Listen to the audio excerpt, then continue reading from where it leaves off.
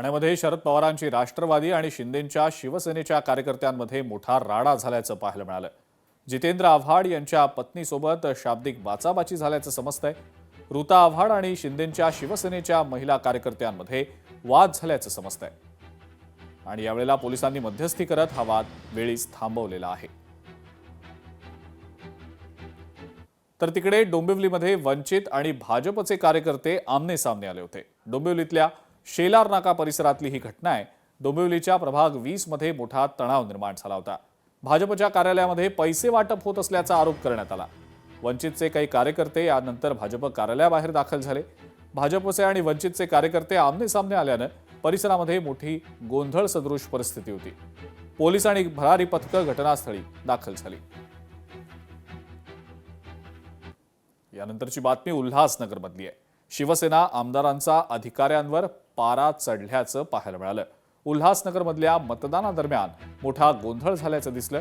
भाजप आणि शिवसेना आमने सामने आल्याचंही पाहायला मिळालं। उल्हासनगर पालिका निवडणुकीदरम्यान मतदार यादीतून मतदारांना माहिती देण्यामध्ये निवडणूक अधिकारी आणि कर्मचाऱ्यांकडून विलंब होत होता, त्यामुळे अनेक मतदार मतदानाविना ताटकळत होते। त्याच वेळेला शिवसेना आमदार डॉक्टर बालाजी केणीकर हे दुर्गापाडा परिसरात पोहोचले आणि अधिकाऱ्यांचा हलगर्जीपणा पाहत त्यांचा पारा चांगला चढल्याचं पाहायला मिळालं। यावेळेला ते पोलीस अधिकाऱ्यांवर आणि निवडणूक अधिकाऱ्यांवर चांगलेच संतापलेले होते। यावेळेला भाजपचे आणि शिवसेनेचे कार्यकर्ते आमने सामने आल्याचंही पाहायला मिळालं।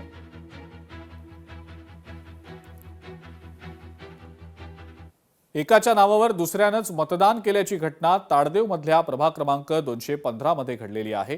आपल्या नावावर दुसऱ्यानंच मतदान केल्याचा मंगेश कानडे नावाच्या व्यक्तीनं दावा केला। बॅलेट पेपरवर मतदान घेतलं गेलं, पण बोटाला शाईच न लावल्याचा कानडे यांनी दावा केला। आम्ही तक्रार करायची तरी कुठे, असा सवाल देखील त्यांनी विचारलाय।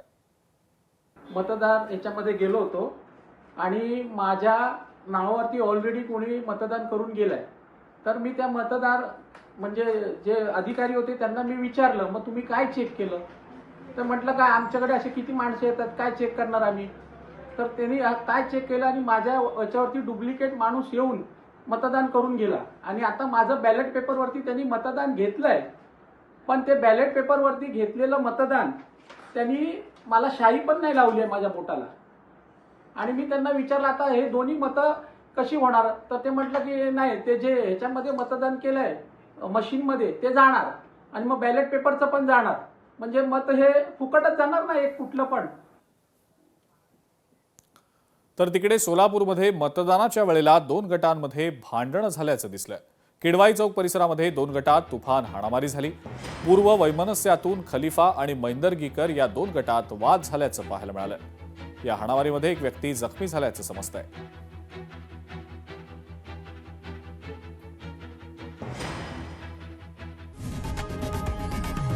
लोकशाही मराठी ऐका, पहा, जागरूक रहा।